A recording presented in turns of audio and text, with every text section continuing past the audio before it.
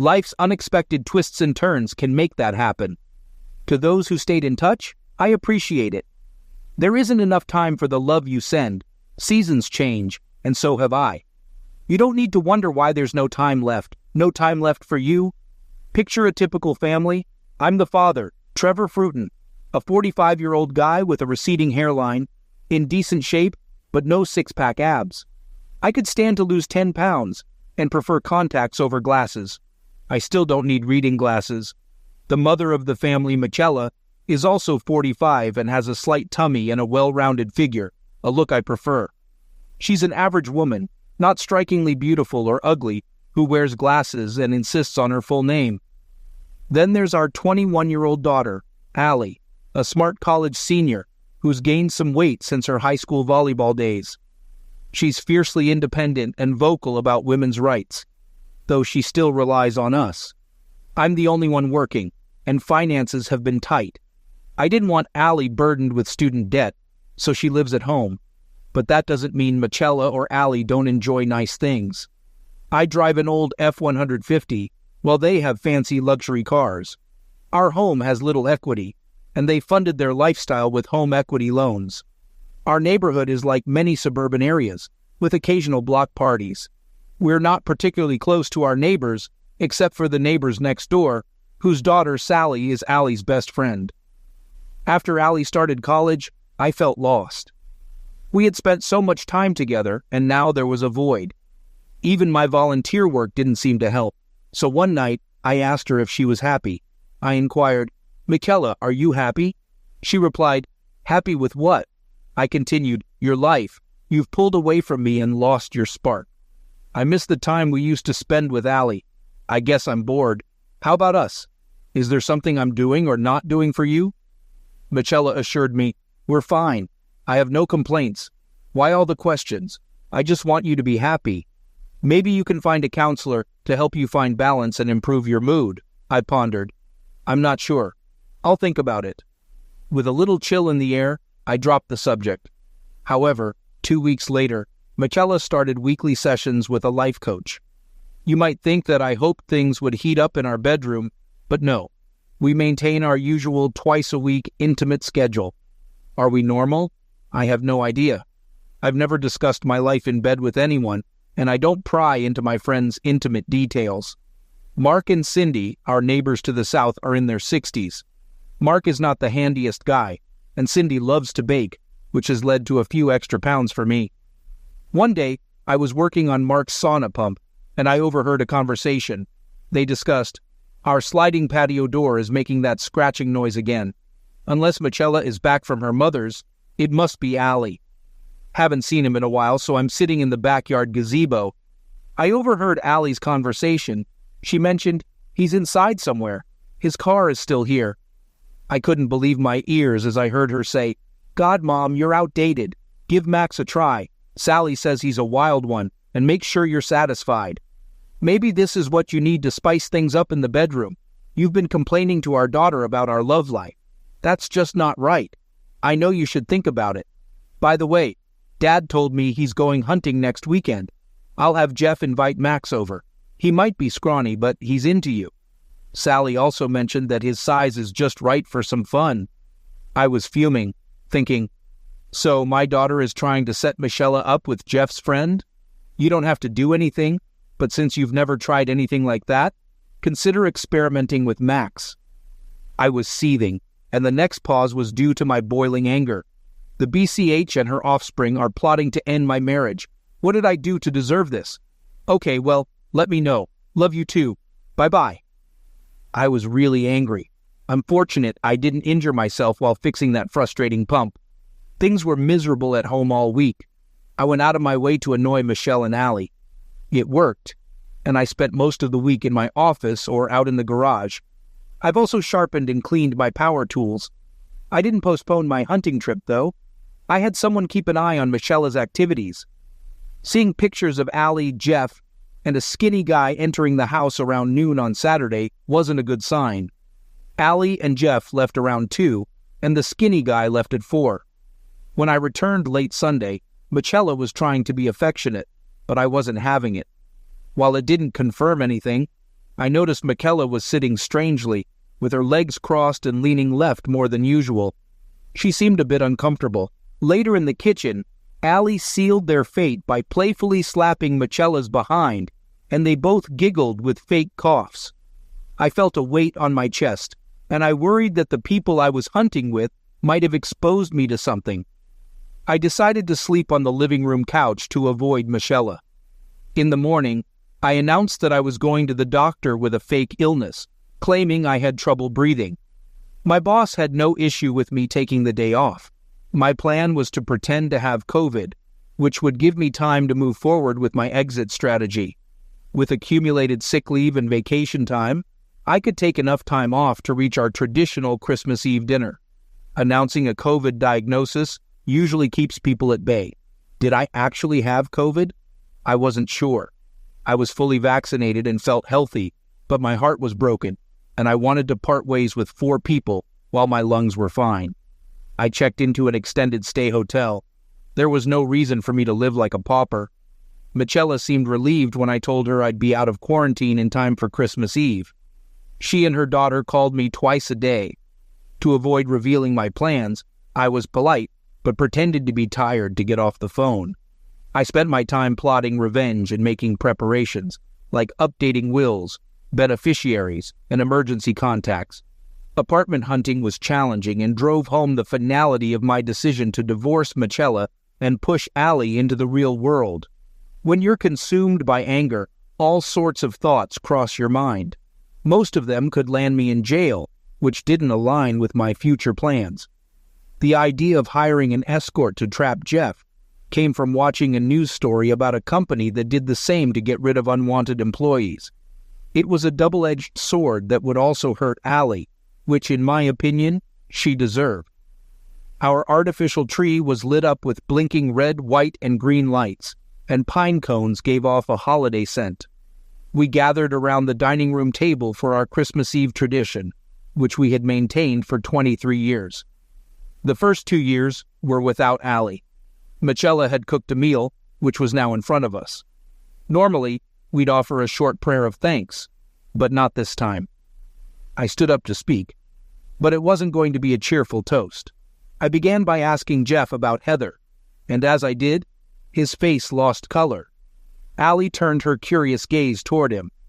Allie and Jeff had been together since high school, and it seemed like they'd be together for many more years. Things were about to change, though. Jeff stammered, claiming he didn't know a Heather. I pressed further, mentioning the raven-haired beauty with ruby lips he was with last Sunday night. Jeff was as stunned as a deer in headlights. At this point, he resorted to denial, claiming he couldn't recall the name, but his words lacked conviction.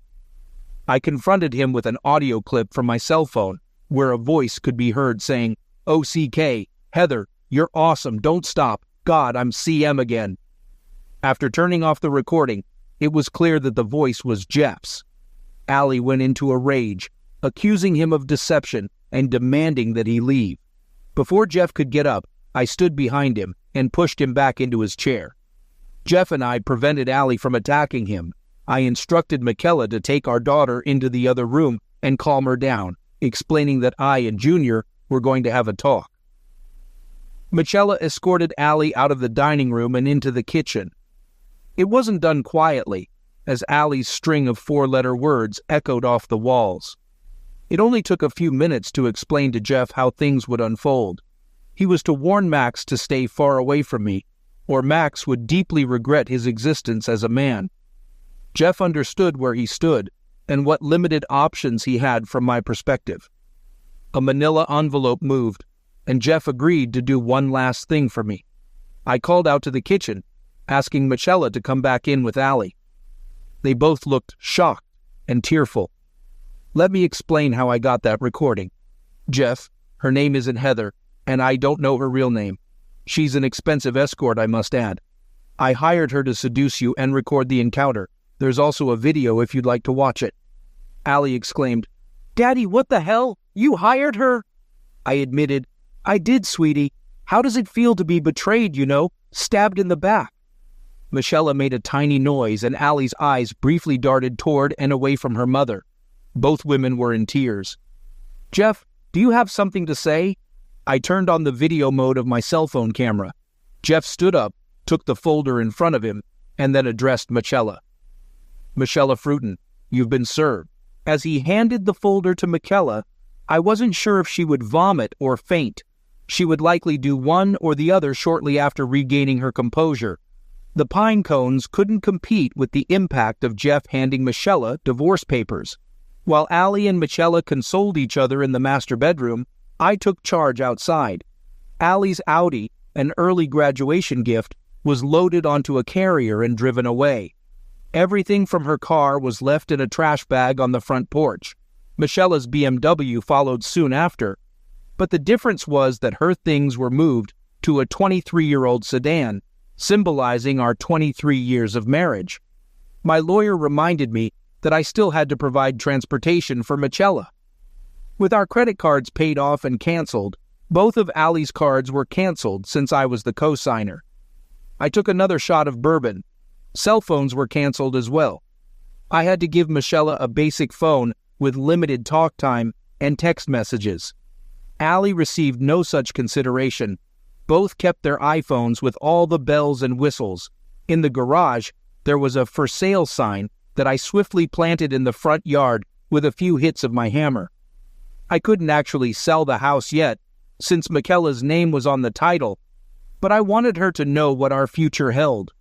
Instead of listening to the Christmas music playing in the living room by the tree, I retreated to the basement. Sitting in the dark was comforting at times, especially when I heard the commotion above me. As they realized that none of their possessions were working, I was called some less-than-Christian names. Those names were mild compared to the ones I had been yelling in my empty hotel room while preparing for this day. "Trevor, we need to talk," was their statement. They speculated that maybe he went for a walk, noticing that his car was still at home, but my car was missing. They thought perhaps Dad had taken it, but he couldn't be driving both. They questioned the presence of an unfamiliar car in front of the house. Their phones weren't working, and they suspected he had canceled their service. They decided to go see if Cindy would let them use her phone. Calm returned to the house, but it was a tactical error on their part. I locked the entry doors. Now they were out of the house without working phones or credit cards.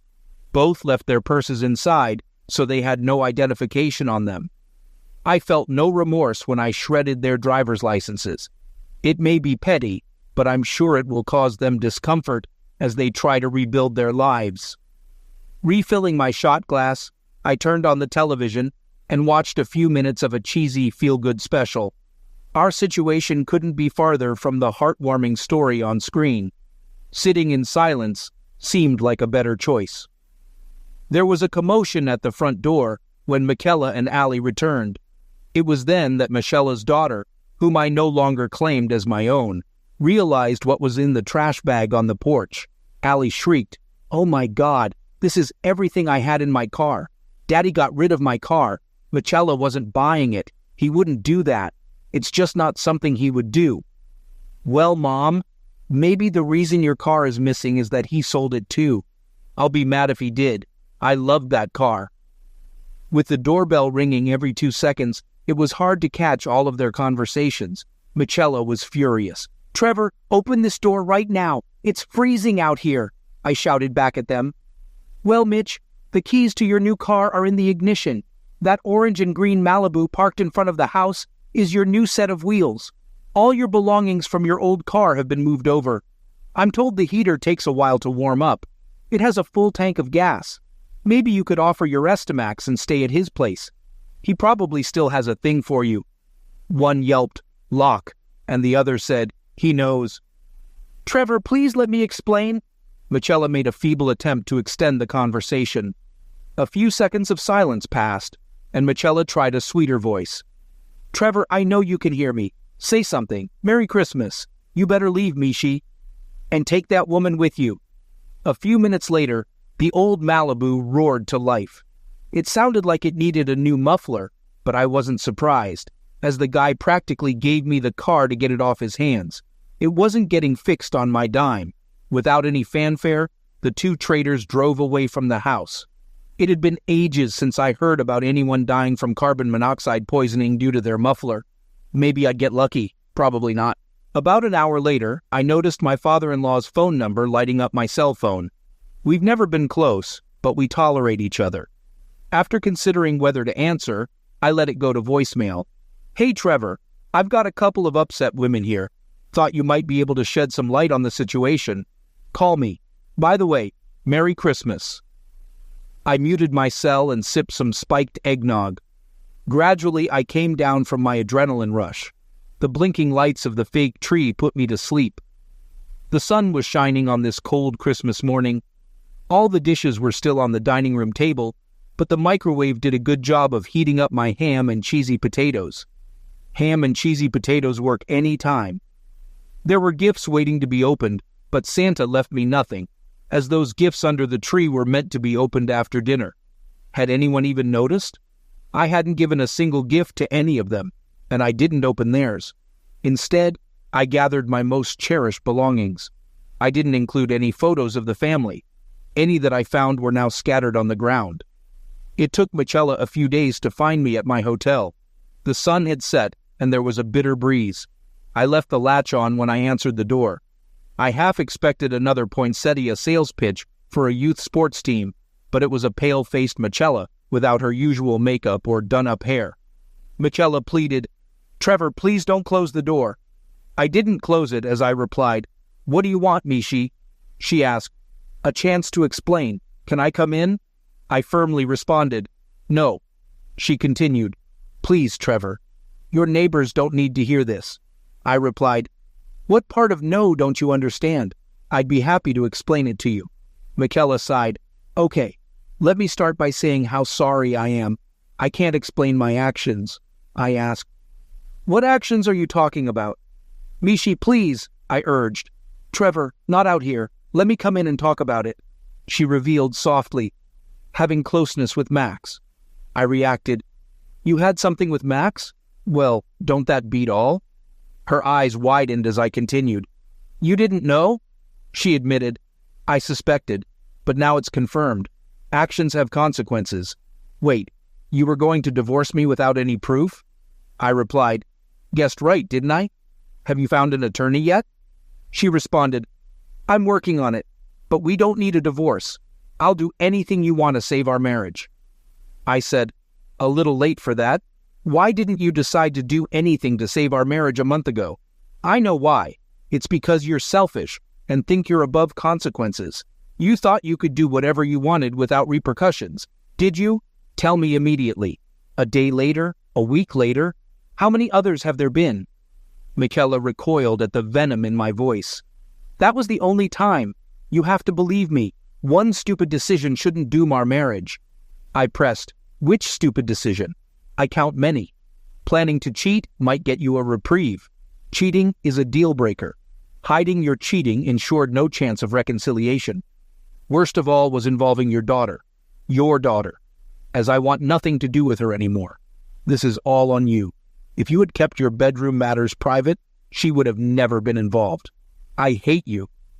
Some of the neighbors were getting their kicks watching this drama unfold. I told her, "Trevor, I said I'm sorry. How can I make this up to you?" "You can't. I hope I'm better off without you. Maybe I will be, maybe I won't, but it's on my terms. Divorce your cheating self and move on, understand? Please, Trevor, I know you're hurt and angry, but please don't do anything for a couple of weeks.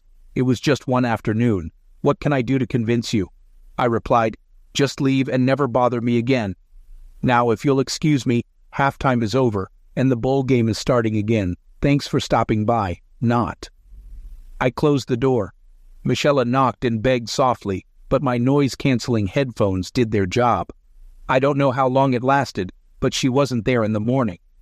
11 months later, I sat in my one-bedroom apartment, continuing the Christmas Eve tradition, alone by choice. A simple meal that I cooked myself after getting the hang of cooking. They say you get stabbed in the back, but in reality, it shattered my heart, ego, and confidence. My self-respect remained intact. Many nights I wondered if I overreacted. Not once did I agree with that. I became disposable, so I left. Case closed. My time in the limbo of divorce left me feeling defeated. I was often irritable, and my boss had to reprimand me for snapping at coworkers. As time passed, I withdrew from social life and became a recluse. My coworkers learned to keep their distance, and I focused on doing my job well. I skipped company parties. Friends attempted to set me up on dates, but I turned them down one by one, and eventually they stopped calling. My self-pity seemed never-ending. I took up running, and the sight of my earbuds discouraged people from approaching me. Between my new hobby and cooking for myself, I needed to put on some weight since none of my old clothes fit. Occasionally, a coworker would compliment my appearance, but it rarely went beyond that. The divorce proceedings stretched out for 9 months, and our house sold quickly. Instead of monthly support, Michela received a substantial share of the proceeds from the sale. Allie and Jeff went their separate ways, with Jeff blaming me for setting him up with Heather. It's always someone else's fault I wasn't there with Heather. He was. And he was weak, like most men his age. A seductive woman can easily lead them astray. As for Allie, she left me angry voicemails, but I never returned her calls. Maybe someday I'll answer, but I wouldn't bet on it. I neither received an invitation nor attended her graduation. The situation was particularly challenging for Michela, as she hadn't held a full-time job since our marriage. My attorney prolonged the financial matters as much as possible. Once the house finally sold, I repaid all the money. The court ruled that she should have been receiving maintenance, and now her comfortable lifestyle was gone. The same applied to mine. During some of the attorney conferences, Michela tried to convince me that she had been incredibly foolish, but I remained stoic, leading to a few tears. Hate is a powerful emotion, and I couldn't seem to control mine. 12 months later, we continued the Christmas Eve tradition in my apartment. Macy, a friend who had been through a similar experience, joined me. No, we weren't in a romantic relationship. I wasn't ready for that yet. After we finished cleaning up the dishes, Macy led me to the middle of the living room, and we danced closely. At times I missed the warmth of a willing woman against me, but after about 10 songs, Macy wiped away a tear and left. We were both damaged goods. Allie's tone in the voice messages she left about once a month changed. She sounded apologetic, but I never returned her calls. My mother accidentally revealed that Michela had moved in with someone new. I was surprised that my reaction was mostly indifference. I started making small talk with people again. Former coworkers avoided me, and new ones thought I was weird. Making friends was challenging, but I managed to bridge the gap with Macy, and we remained friends. In late January, I received a letter from Ali. I debated whether to open it, but curiosity won. The letter contained a short note and a selfie. "Daddy, I'm sorry that I did you wrong. As you can see in the picture, I'm pregnant. I was wondering if you could find it in your heart to include a grandchild in your life. If not, I understand. Love, Allie." The return address was a few counties over, and there was no mention of a husband. In the picture, I felt torn. I resented what she had done to my life, but I had always wanted grandchildren. It would be a few weeks before I responded. In the meantime, Macy and I parted ways. We both knew we were only there for each other to lean on. She decided to move far away and start over. With a few lingering hugs, she left my life. To keep from going crazy, I took up pickleball at the rec center. It's similar to tennis, but with different rules. Eventually, I played with people of similar abilities, which felt like junior high school. During one game, I accidentally hit Shannon, one of the players, and her friends teased her, suggesting I should kiss it to make it better. I blew her some kisses, and as we were heading out, she asked if I could buy her a soft drink. She said I was very quiet and shy. We walked to a nearby Jamba Juice and continued chatting. We learned about each other, and Shannon was a great conversationalist, unlike me. She eventually asked if I was seeing someone, and I admitted I wasn't, and I wasn't sure if I ever would again. Shannon inquired about my previous relationship. "Did she die or leave you?" I responded, "She cheated on me, and I either couldn't or wouldn't accept it. It's been a few years, and well, I guess I'm not over it." Shannon then asked, "What about you? Are you dating anyone?" I replied, No one. She seemed surprised. Really? I elaborated. I go on dates, but that's about it. When was the last time you went on a date? Shannon shared, Well, I haven't been on a proper date since we separated. I've had people over for dinner, but that's it. I asked, When did your marriage end? She told me, That was December, 26 months ago. Pretty sad, isn't it? I reassured her, Not really. When I was dumped for a younger woman, it took me a couple of years to regain the confidence to try again. This entire conversation was making my palms sweaty. Shannon noticed. Let's change the subject, I suggested. Why did you start playing pickleball? Shannon explained. My self-pity was getting tiresome, so I thought I needed something new to do. I shared. That's how I got into it too. My friends convinced me, and I've come to enjoy it. How about you? Shannon said, Yeah, I got a paddle, and playing is helping me come out of my shell. Well, I have to run. See you tomorrow. I'm playing at 4 p.m. I replied, Sure. Nice chatting with you, Shannon. She offered some encouragement. You too, Trevor. Hang in there. Things will only get better. That evening, I felt good enough about myself to respond to Allie. Allie, I'm willing to try. You and I will never be close, but I'd like to at least meet my grandchild. Please let me know when the time is right. Under no circumstances will I be in the same room as your mother, Mr. Fruden. As Allie showed in the selfie, I estimated a May or June delivery date. I'm not sure if Allie received my response, as I haven't received another letter from her. The next day at pickleball, Shannon was quite flirtatious, as were a few other ladies. It felt good. After hitting a particularly good shot, Shannon said, You know, Trevor, you look really good in that shirt. I bet you look even better out of it. The women giggled as my face turned red. Funny you should say that, Shannon. I was thinking that you looked really good in those yoga pants. I bet you'd look even better out of them, too. There was hysterical laughter as Shannon turned bright red.